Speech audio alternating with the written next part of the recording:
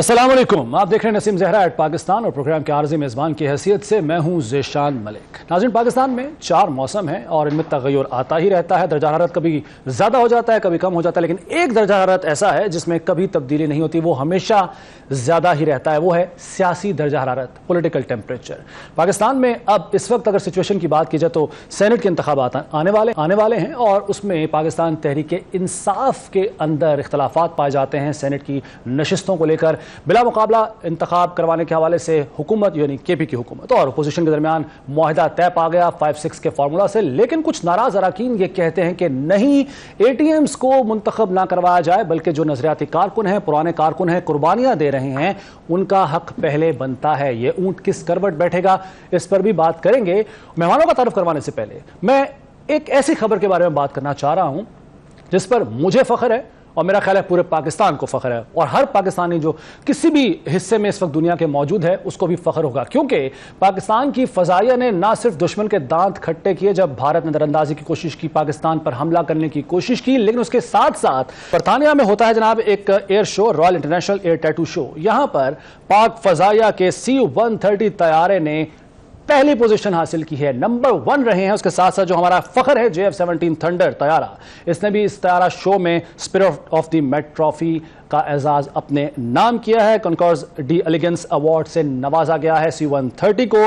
30 ममालिक थे, ये वाज़ेह रहे इस एयर शो में, और सबसे टॉप पर कौन सा मुल्क रहा है? हमारा प्यारा मुल्क पाकिस्तान। तो मैं आगाज में चाहूंगा कि जो एक मंजर है जो हमारे खून गरमाता है, जोश दिलाता है, वो मंजर जहां C-130 को जब अनाउंस किया जाता है तो जिस तरीके से हाजरीन वहां तालियां बजाकर सराहते हैं, तो नाज़रीन इन तालियों की गूंज ना सिर्फ पाकिस्तान भर में सुनाई दे रही है, बल्कि जो हमारा हमसाया है जिसने पाकिस्तान को अंडर एस्टिमेट किया था, यकीनन वहाँ भी इन तालियों की गूंज सुनाई दे रही होगी। तो मेरा ये ख्वाहिश थी कि इस अच्छी खबर के साथ, इस खुशखबरी के साथ प्रोग्राम का आगाज़ किया जाए, क्योंकि पॉलिटिकल गुफ्तगू तो हम करते ही रहते हैं। तो जनाब अब आता हूँ मैं उस मौजू की तरफ जिसका मैंने शुरू में इशारा किया, जिसकी तरफ इशारा दिया मैंने। नियाज़ुल्लाह खान नियाज़ी साहब तर्जुमान इमरान खान बानी साथ मौजूद होंगे और असलम गौरी साहब तर्जुमान जमीयत उलमा इस्लाम हैं। दोनों मेहमानों का मुझे साथ रहेगा आज के इस प्रोग्राम में।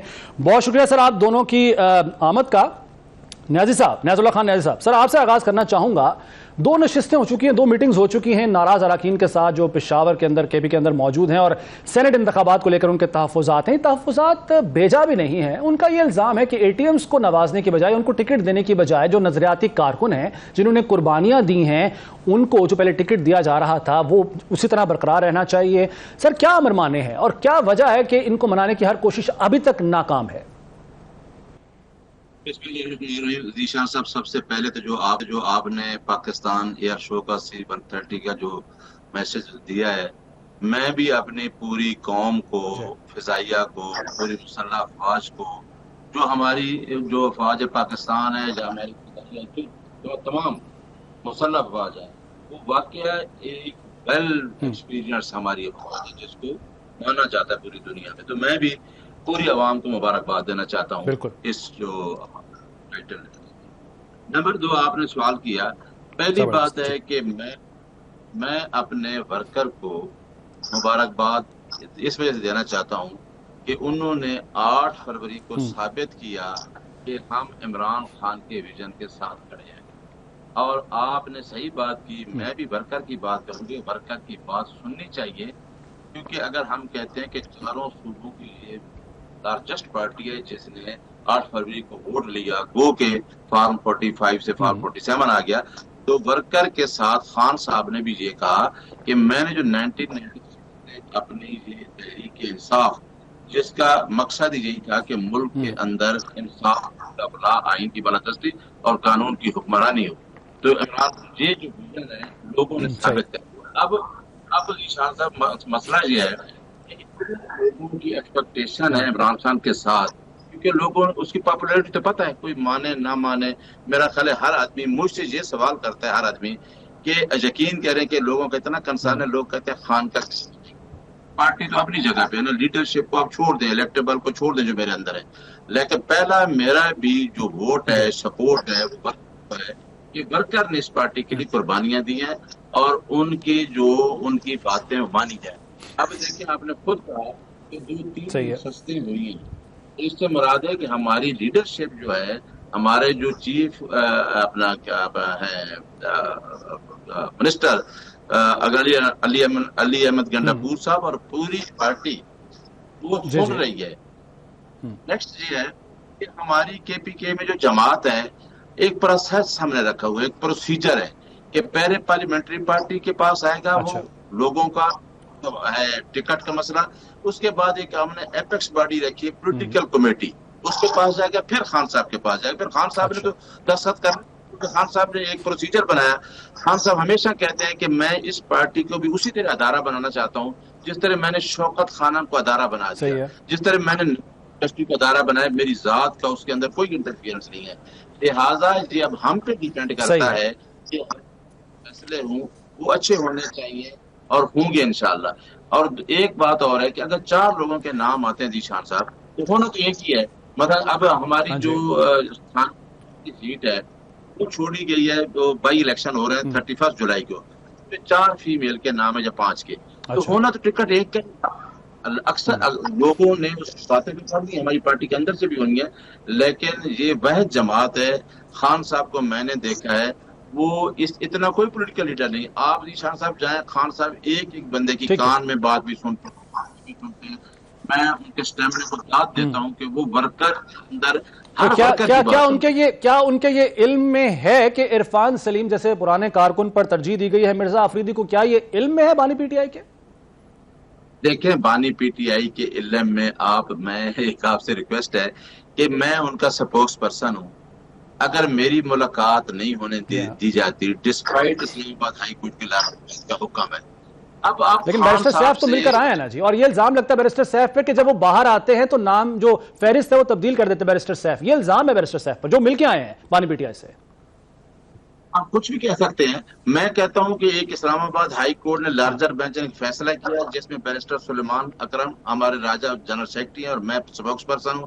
پرسوں 6 لوگوں کے نام تھے, جب لسٹ میں ایک نام کی ٹھیک باقی لوگوں کو روک لیا گیا. اگر میں چاہتا تو آج میں آپ سے وہ بات شیئر کر رہا ہوتا خان صاحب کی وہ اسٹیٹمنٹ. لہٰذا ہماری تو ریکویسٹ ہے کہ ایک آدمی کو آپ ٹھیک ہے رکھا ہوا ہے. چلیں بالکل ٹھیک ہے, پوائنٹ آ گیا سر آپ کا. میں چاہوں گا ذرا اسلم غوری صاحب کو بھی شامل کریں, کافی دیر سے وہ خاموش بیٹھے ہیں. ٹھیک ہے, میں آپ کی طرف آتا ہوں نیازی صاحب. اسلم غوری صاحب, ویسے تو معاہدہ ہو گیا تھا جو حکومت ہے کے پی میں اس کی اور اپوزیشن کے درمیان 5-6 سے, اور جس میں 2 سیٹیں آپ کی بھی شامل تھی, لیکن اگر یہ ناراض اراکین نہیں مانتے, دستبردار نہیں ہوتے, تو پھر ظاہر ہے وہ مقابلہ کریں گے, اور پھر مقابلے کی صورت میں پھر معاہدہ جو ہے وہ ختم ہو جائے گا جو آپ کے درمیان اور جو کے پی حکومت کے درمیان ہوا. اور کیا آپ کے خیال میں, بحیثیت میں ایک سیاسی ورکر کے آپ سے پوچھ رہا ہوں, کہ کیا آپ کے خیال میں پی ٹی آئی کے اندر جو یہ کہا جاتا ہے ایک تاثر ہے کہ دھڑے بندی ہے اور اختلافات اتنے بڑھ گئے ہیں کہ ہر ایک کی اپنی اپنی ایک سوچ پائی جاتی ہے, کیا وہ درست ہے وہ تاثر, یا پھر جس طرح سے نیازی صاحب بیان کر رہے ہیں سب اچھا ہے کی رپورٹ ہے؟ بہت شکریہ آپ کا. بات یہ ہے کہ ہمارے اور پہلے اپوزیشن اور ہمارے درمیان میں ایک معاہدہ ہوا, جس معاہدے کے تحت ہمیں 2 نشستیں سینٹ کی ملی, جو ہمارا حصہ ہے اس کے مطابق حصہ دیا گیا. تو اس کے بعد اپوزیشن کا اور گورنمنٹ کے درمیان میں, پی ٹی آئی گورنمنٹ کے درمیان میں ایک معاہدہ ہوا. ملاقاتیں 2-3 ہوئی ہیں, اور میرے علم کے مطابق تھوڑی دیر پہلے بھی ایک ملاقات چل رہی ہے, جس میں یہ سب حضرات ہمارے لوگ بھی موجود ہیں اور پی ٹی آئی کے لوگ بھی موجود ہیں. تو یہ ایک چیز تو طے ہوگی. اس سے سب سے بڑا فائدہ یہ ہوگا کہ جمہوریت پہ کوئی دھبا نہیں آئے گا, جمہوریت پہ کوئی داغ نہیں لگے گا, کوئی وہاں منڈی نہیں لگے گی, خرید و فروخت نہیں ہوگا, ہارس ٹریڈنگ نہیں ہوگی. اس سے ہم سب بچ جائیں گے. باقی اگر انتخاب ہوتا ہے, ہم انتخاب میں جاتے ہیں, تو میں سمجھتا ہوں کہ ہم نے اپنے جسے کے مطابق ہی کینڈیڈیٹ کھڑے کیے ہیں. جتنی ہماری ضرورت ہے, جتنے ہمارے پاس ووٹ ہیں, ہمارے کینڈیڈیٹ بھی اسی حساب سے ہیں. اور میں سمجھتا ہوں کہ انشاءاللہ ہمارے کینڈیڈیٹ اس صورت میں بھی ایزیلی انشاءاللہ جیت جائیں گے. تو یہ تو ہے وہاں کی پوزیشن, جو اس وقت بھی وہاں میٹنگ چل رہی ہے. ابھی تک آخری رپورٹ میرے پاس جو ہے اس کے مطابق پی ٹی آئی کے 2 لوگ ابھی تک کھڑے ہوئے ہیں, باقی ودرا ہو چکے ہیں. ابھی 2 ساتھی وہاں کھڑے ہوئے ہیں, وہ ودرا نہیں ہوئے. اور جب تک وہ ودرا نہیں ہوتے, پی ٹی آئی ان کو کروا نہیں دیتی ودرا, اس وقت تک جو ہے ان اپوز والا سلسلہ نہیں ہوگا. تو یہ تو ہے ایک وہ میٹر میں بات. دوسری بات میں یہ کروں گا کہ اس صورت میں اگر انتخاب میں جاتے ہیں تو اس صورت میں بھی پی ٹی آئی ہی کا نقصان ہے. پی ٹی آئی ہی کا نقصان ہے, کیونکہ پی ٹی آئی مربوط نہیں ہے ایک سسٹم میں. پی ٹی آئی میں اختلافات ہیں صاحب ظاہر. جب پارٹی کا سربراہ جیل میں بیٹھا ہوا ہے, میرے بھائی ابھی کہہ رہے تھے ہمارے ملاقاتیں بھی نہیں ہونے دے رہے ہیں, اور ملاقاتیں بھی کوئی اور ایسے حضرات کر رہے ہیں جو اب ان کے پسندیدہ ہوتے ہیں, ملاقات کروانے والے تھے, تو پھر مسائل تو پیدا ہوتے ہیں, اور پھر کارکنوں میں افواہیں بھی ہوتی ہیں. اچھا غوری صاحب, ایک سوال سر, ایک سوال آیا ہے میرے ذہن میں, اگر یہ فائدہ یا نقصان پی ٹی آئی کا تھا اور معاہدہ کرنا پی ٹی آئی کے لیے فائدہ مند ثابت ہونا تھا, تو سر یہ 5-6 کا جو فارمولا ہے یہ آپ لوگوں کی فیور میں کیوں نہیں ہوا؟ یعنی 6 نشستیں اب اس وقت اس معاہدے کے تحت پی ٹی آئی کو مل رہی ہیں, 5 آپ کو مل رہی ہیں, تو الٹا حساب ہو گیا اگر یہ فائدہ صرف پی ٹی آئی کا ہی ہونا تھا تو. دیکھیں پی ٹی آئی کے نمبر زیادہ ہے نا, یہ پی ٹی آئی کے ایم پی زیادہ ہے, اس لیے ان کو 6 مل رہی ہیں. ہمارے ایم پی ان سے کم ہے, ہمیں 5 مل رہی ہیں, اور اس لیے یہ پی ٹی آئی کو زیادہ مل رہی ہے کہ پی ٹی آئی کے ایم پی زیادہ ہیں. لیکن اگر پی ٹی آئی یہ انپوز نہیں ہونے دے, وہاں پر مسائل ان سے بنتے ہیں اور الیکشن میں جاتے ہیں, تو اس صورت میں پی ٹی آئی کے ووٹ اپنے ڈیوائڈ ہو جائیں گے. جب پی ٹی آئی کے اپنے ووٹ ڈیوائڈ ہو جائیں گے تو صاف ظاہر ہے پھر پی ٹی آئی کی سیٹیں بھی لاس ہو جائیں گی. تو یہ پرابلم تو آ رہا ہے, جو نظر آ رہا ہے. ہم چاہ رہے ہیں کہ کسی کے لیے یہ صورتحال نہ بنے. اس سے قبل آپ کو پتہ ہے بلوچستان میں کتنی انگلیاں اٹھتی تھیں, کسی دفعہ ہم نے بلوچستان میں جو فارمولا کیا وہاں پر بڑے سکون کے ساتھ انتخاب ہوا, اور اس وقت بھی ہم دیکھو کھلے دل کے ساتھ کہہ رہے ہیں پی ٹی آئی کی 6 بنتی ہیں تو پی ٹی آئی کو 6 ملنی چاہیے. ہم نے تو نہیں کہا 5 ملنی چاہیے, ان کو 6 ملنی چاہیے. اور ہم چونکہ اپوزیشن کے ساتھ کھڑے ہوئے ہیں تو اپوزیشن میں 2 ہمارے حصے کے مطابق بن رہی ہیں, تو ہم نے 2 مانگی ہیں ان سے. ہم نے تیسری کی خواہش کا اظہار نہیں کیا. تو اگر تیسری کا کریں گے تو پھر ہم جوڑ توڑ کے اندر چلے جائیں گے اور معاملہ بگڑ جائے گا. تو یہ وہ صورتحال ہے. پی ٹی آئی کے اندرونی معاملات جو اس کی قیادت کے جیل میں ہونے کی وجہ سے پیدا ہو رہے ہیں, وہ مسائل پیدا ہو رہے ہیں, اور اس وقت ٹھیک ٹھاک مسائل ہیں پی ٹی آئی کے پی ٹی آئی کے اندر. اب مانے یا نہ مانے, ہم کہیں یا نہ کہیں, کس طرح نظر آزما ہوتی ہے پی ٹی آئی اس مسئلے سے. جی بالکل ٹھیک ہے سر, پوائنٹ آپ کا آ گیا. چونکہ بریک کا وقت ہوا ہے, میں بس آتا ہوں نیازی صاحب سے بھی اگلے سوال کا جواب لیں گے, اور آپ کی طرف میں دوبارہ آؤں گا غوری صاحب. ایک ناظرین بریک کے بعد دوبارہ حاضر ہوتے ہیں.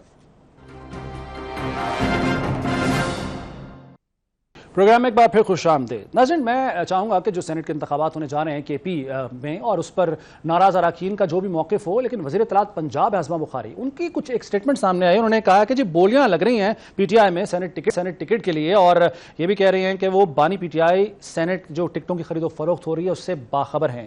نیازی صاحب, میرا سوال آپ سے سر یہ ہے کہ اعظم بخاری یہ سٹیٹمنٹ دے رہی ہیں, سمجھ میں آتا ہے کہ آپ کے وہ سیاسی حریف ہیں مسلم لیگ نواز, اور اس کی وہ ترجمان بھی ہیں, اور اس کے ساتھ ساتھ وہ وزیر اطلاعات پنجاب بھی ہیں.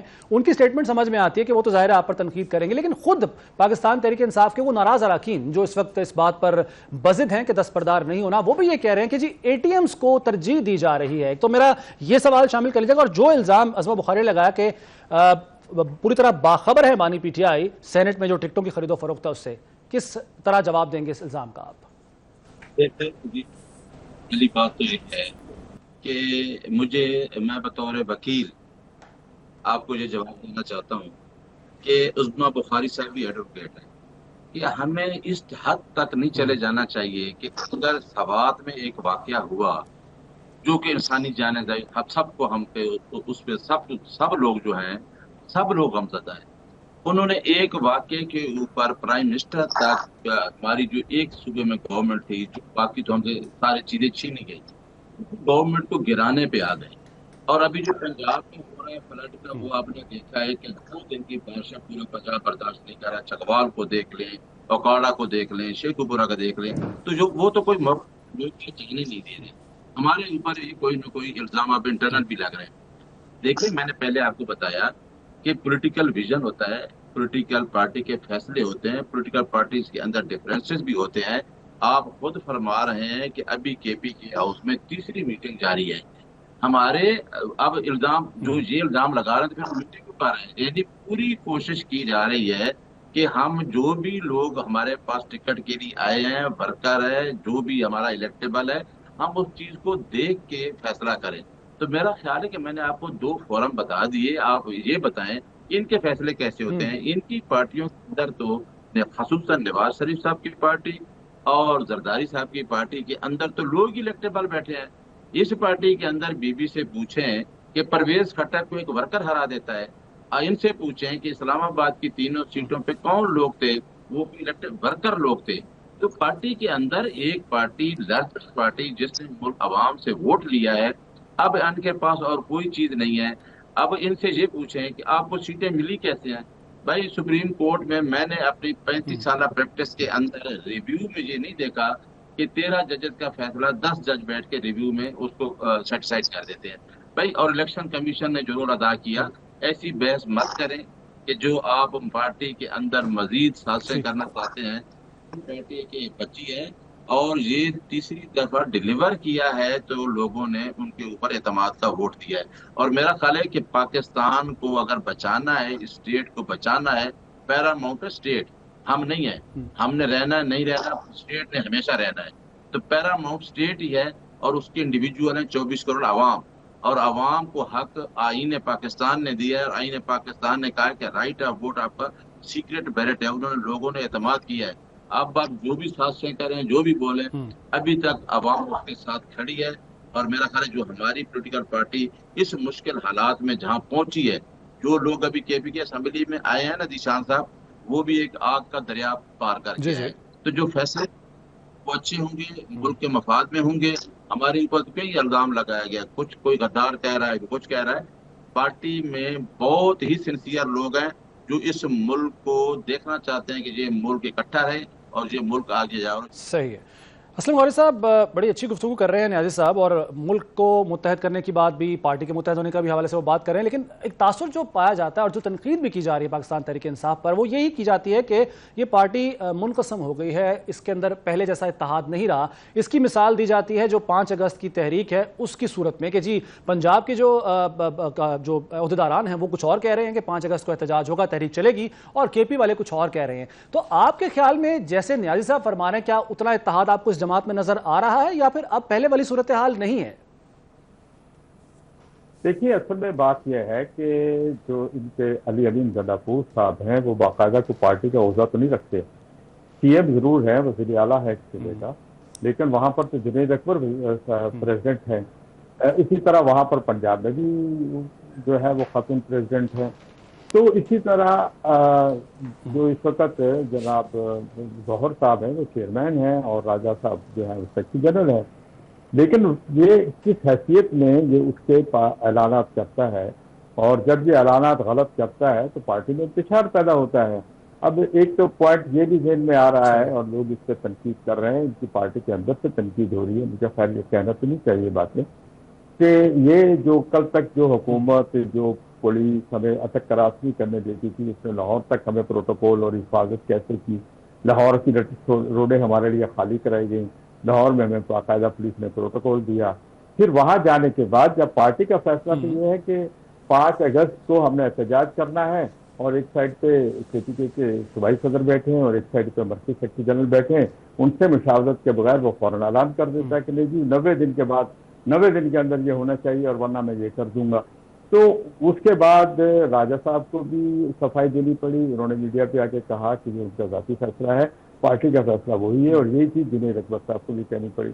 اسی طرح کچھ دن پہلے اس نے کو مولانا فضل الرحمان صاحب کے خلاف، بلکہ اسی لاہور میں حرزہ سرائی کی، تو اس کا جواب بھی جنید اکبر صاحب نے ٹویٹر پہ دیا کہ نہیں، مولانا صاحب کے لیے یہ باتیں مناسب نہیں ہیں. ہم جو ہمارے پارٹی قائد ہیں ان کا اور مولانا صاحب کے بارے میں ہمارے رابطے ہیں اور اس طرح کی بات نہ کریں. بلکہ میں ایک بات اور بھی کہنا چاہوں گا، کل ان کی پارٹی کے بڑے کا رابطہ ہوا ہے سے، اور میں نام نہیں لینا مناسب سمجھتا. وہ کہہ رہے تھے کیا اس اسٹیج پہ ہم سینٹ میں اکٹھے ہو سکتے ہیں انتخاب میں کے پی کے میں. تو ہم نے ان سے کہا کہ یہ تو بہت وقت گزر گیا ہے، ہم نے کمٹمنٹ کر لی ہے اپوزیشن کے ساتھ. اگر یہ اس سے پہلے 2-3 دن پہلے بات کرتے تو پی ٹی آئی کو اس میں فائدہ ہوتا ہے. ایک سینیٹر زیادہ نکلتا پی ٹی آئی کا، کیونکہ اس میں جو ترجیح 1 2 3 ہوتی ہے اس کا فائدہ ملتا ہے سامنے والے کو. تو ساری ترجیح تو ہمارے پاس تو نہیں تھی. تو لیکن انہوں نے کہا کہ ہم سے غلطی ہوئی ہے، ہم نے لیٹ کیا. جو ان کے میں مرکزی عہدیدار کی بات کر رہا ہوں، میں نام نہیں لینا چاہتا، کامران مصطفیٰ صاحب سے بات کی ٹیلی فون پر. تو کہنے کی بات یہ ہے کہ پی ٹی آئی کے اندر جو جذباتی کچھ لوگ ہیں، جو عنصر ہیں، اور ان عنصر کو وہ پی ٹی آئی کو تنہائی کی طرف دھکیلتے ہیں. وہ پی ٹی آئی کو دوسری سیاسی جماعتوں کے ساتھ نہیں چل رہے. ہمارے ان کے درمیان اتنے بڑے فاصلے تھے، اور ہم نے بڑی ایک مدت کے بعد اتنی ہمارے آپس میں محبت اور شیر و شکر ہوگی تھی ان کی پوری قیادت کا، کوئی تصور ہی نہیں کر سکتا تھا کہ اتنی جلدی یہ سب لوگ اس طرح ہو جائیں گے. لیکن اس وقت بھی آپ کو پتا ہے جب وہ ساتھ ہمارے ساتھ میٹنگوں میں بیٹھے ہوتے تھے، اکرم وقاص، علی امین اور اس طرح کے لوگ جو ہیں، بیرسٹر صاحب جیسے لوگ باہر بیٹھے غلط بیان دے رہے ہوتے تھے، تو جس پہ وہ اندر بیٹھے ہوئے میرے دوست ہم سے معذرتیں کر رہے ہوتے تھے، تو پھر جا کے وہ خان صاحب کو بھی شکایتیں کرتے تھے ان کی، پھر ان کو آپ کو یاد ہوگا بالکل ٹھیک ہے سر، علی امین کو بالکل ٹھیک ہے شٹپ کال بھی کو اندر سے جیل سے شٹپ کال بھی آئی. تو یہ ساری صورتحال پارٹی کے اندر مسائل ہیں، اس کے اب کیا نہیں ہے وہ علیحدہ بات ہے، لیکن ہیں مسائل اور نظر بھی آ رہے ہیں، لیکن ظاہر ہے ان سے نبرد آزما بھی پارٹی کا ہی کام ہے، ان سے نبرد آزما ہونا. ٹھیک ہے سر، پوائنٹ آپ کا آ گیا. اسلم غوری صاحب آپ کا اور نیاز اللہ خان نیاز صاحب آپ دونوں کا بہت شکریہ، آپ نے اپنا قیمتی وقت دیا. بریک کا وقت تو ہے، بریک کے بعد پروگرام میں دوبارہ حاضر ہوتے ہیں.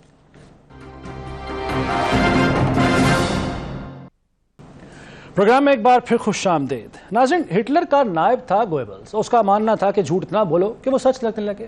لیکن ہمارا ہمسایہ ملک بھارت، جس کا میڈیا جھوٹ بولتا ہے پکڑا جاتا ہے، پروپیگنڈا کرتا ہے پکڑا جاتا ہے. اب مار کھائی پاکستان سے، پاک فضائیہ سے، لیکن پوری دنیا کو کہتے پھر رہے ہیں کہ نہیں جی ہم نے حملہ کیا تھا، ہم نے اٹیک کیا تھا. اور اب پوری دنیا کا میڈیا یہ مان رہا ہے، کہہ رہا ہے کہ ہاں جی پاکستان نے چاروں شانے چت کر دیا تھا بھارت کو. اور خود امریکہ یہ کہہ رہا ہے، یہ اعتراف کر رہا ہے کہ بھائی بھارت نے ہم سے منت کی تھی، ترلا کیا تھا کہ بھائی سیز فائر کروا دو. اب ٹرمپ نے ایک بیان دے دیا، انہوں نے کہا کہ جی 5 طیارے جو ہے وہ گرائے گئے ہیں بھارت کے پاکستان کی جانب سے. جس بات کو پوری دنیا تسلیم کر رہی ہے، جس بات کو وہ کمپنی جس نے طیارے بنائے ہیں وہ تسلیم کر رہی ہے، اس کو بھارتی میڈیا تسلیم نہیں کر رہا ہے اور الٹا پروپیگنڈے پہ پروپیگنڈا کیے جا رہے ہیں. شاید ان کو یہ لگتا ہے کہ جو میڈیا ہے وہ بھی کوئی بالی ووڈ ہی ہے، کیونکہ اس طرح کی کہانیاں وہاں بیان کی جاتی ہیں. اور مجھے اس موقع پر میڈیا کے لیے، بھارت کی میڈیا کی بات کر رہا ہوں، وہ خواجہ مشہور زمانہ تقریر یاد آ جاتی ہے. میں وہی حوالہ دوں گا کہ کوئی شرم ہوتی ہے، کوئی حیا ہوتی ہے، کوئی ایتھکس ہوتے ہیں.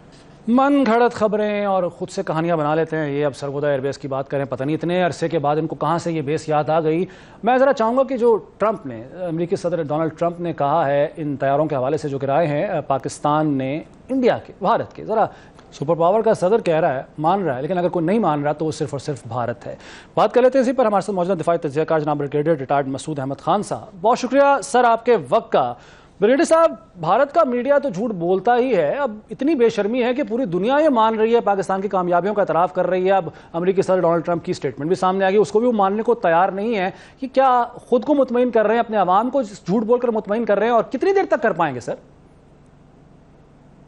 دیکھیں، بات یہ ہے کہ they have fallen from grace. ابھی جو کچھ تھی ٹرانسپیرنسی یا کچھ تھوڑا کچھ تھا، اکاؤنٹیبلٹی کی بات تھی، اس سے یہ نیچے آئے ہیں. اب پریزیڈنٹ ٹرمپ نے مہر سخت کر دی ہے اور انہوں نے کنفرم کر دیا ہے. ہم تو ابھی بھی 6 کہہ رہے ہیں، انہوں نے کہا 5 کنفرم ہے اور پریزیڈنٹ ٹرمپ کی طرف سے ہے، تو اس کو اتنی انٹیلیجنس انپٹ ہوتی ہے، کنفرمیشن ہوتی ہے. ہم نے بھی جب بات کی ہے پاکستان نے ISPR میں، آپ کو یاد ہے کہ جو بھی بریفنگ دی ہے، ایئر وائس مارشل اورنگزیب تھے یا DG ISPR تھے جنرل احمد شریف تھے، اور نیوی کے جو ہمارے وہاں پہ ریپرزینٹیٹیو تھے، تو ہم نے ایویڈنس کے ساتھ بات کی. ہم نے ہوا میں کوئی چیز نہیں بات کی تھی. ایئر وائس مارشل اورنگزیب نے اس وقت بھی ایویڈنس شو کیا تھا. اور آپ دیکھیں کہ ابھی اس کو کنفرم کیسے ہم کر سکتے ہیں. اب پریزیڈنٹ ٹرمپ نے کہا تو پہلے دبے لفظوں میں انڈیا کے جنرلز کہہ رہے تھے. اب آپ سنیں، انل چوہان نے بلومبرگ کو انٹرویو دیا، اور تو وہاں پہ انہوں نے کہا تھا کہ یہ بات نہیں ہے کہ کتنے جہاز گرے ہیں، کہتا ہے کہ وائی دے وینٹ ڈاؤن. کہتا سوال یہ ہے.